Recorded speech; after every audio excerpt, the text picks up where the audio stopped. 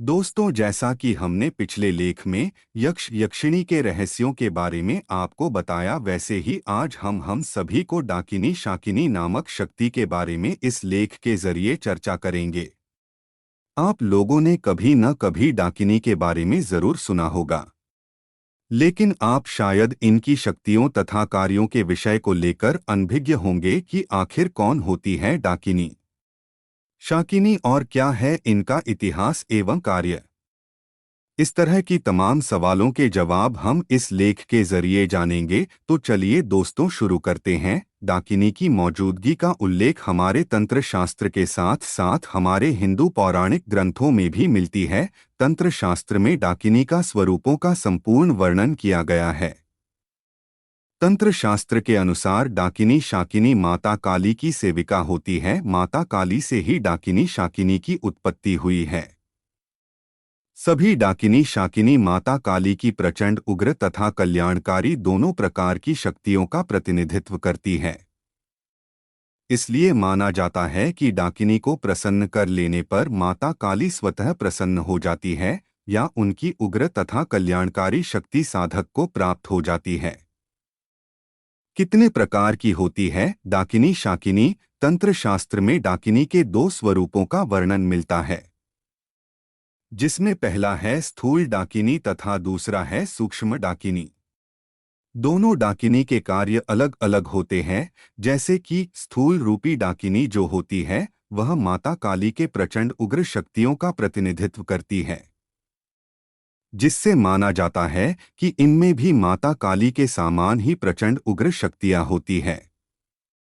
स्थूल डाकिनी ब्रह्मांड में स्थूल रूप में भ्रमण करते रहते हैं तथा स्थूल रूपी डाकिनी के रहने का स्थान प्राय सुनसान अपवित्र स्थान, खंडर, नदी, तालाब के किनारे, उजाड़ जगहों में अपने प्रचंड उग्र शक्तियों के साथ निवास करने का उल्लेख मिलता है।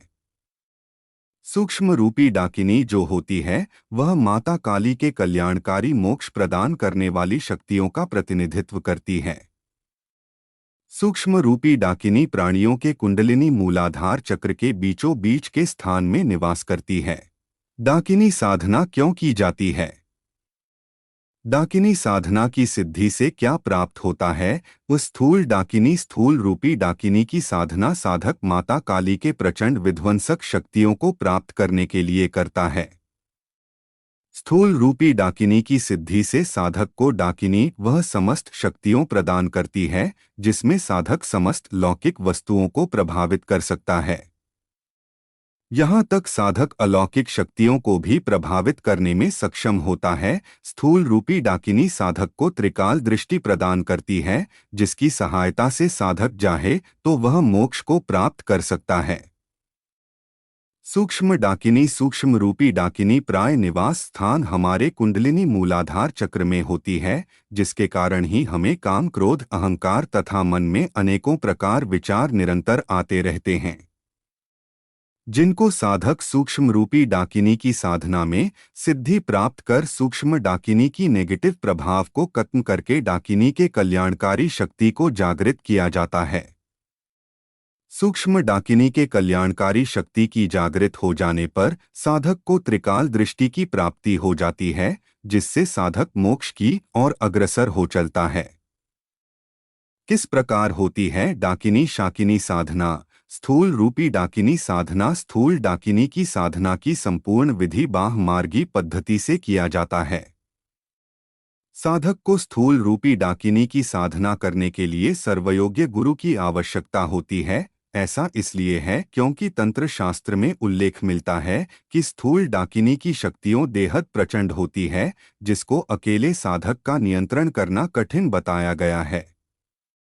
लेकिन जब साधक के साथ गुरु की कृपा दृष्टि होती है, उस स्थिति में साधक स्थूल रूपी डाकिनी की प्रचंड उग्र शक्ति को धारण करने में सक्षम होता है। सूक्ष्म रूपी डाकिनी साधना सूक्ष्म रूपी डाकिनी हमारे मूलाधार चक्र में निवास करती है, अतः साधक योग्य जानकर गुरु के दिशा निर्देश मार्गदर्शन से उच्च योगिक क्रियाओं तथा विविध प्रकार की प्राणायाम की मुद्राओं से सूक्ष्म डाकिनी को सिद्ध किया जाता है।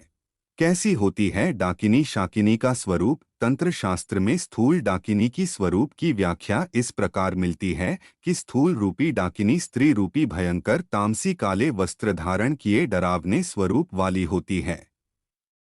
लेकिन यह डाकिनी साधक से सामने सर्वप्रथम अत्यंत सुंदर मनमोहक रूप में सामने आती है ताकि साधक का साधना भंग हो जाए। उसके बाद जब साधक डाकिनी के सुंदर रूप के मोह में नहीं आता तत्पश्चात डाकिनी भयंकर डरावने स्वरूप के साथ साधक के सामने एकदम से प्रकट होती है और साधक को डराने की प्रयत्न करती है। क्या डाकिनी शाकिनी साधना में सिद्धि प्राप्त की जा सकती है? डाकिनी साधना में सिद्धि प्राप्त करने का विषय विशेषकर स्थूल रूपी डाकिनी को सिद्ध करना तलवार की नोक में चलने की भांति कठिन कार्य है, क्योंकि स्थूल डाकिनी साधना को करने के लिए सर्वप्रथम तो योग्य गुरु की आवश्यकता होती है।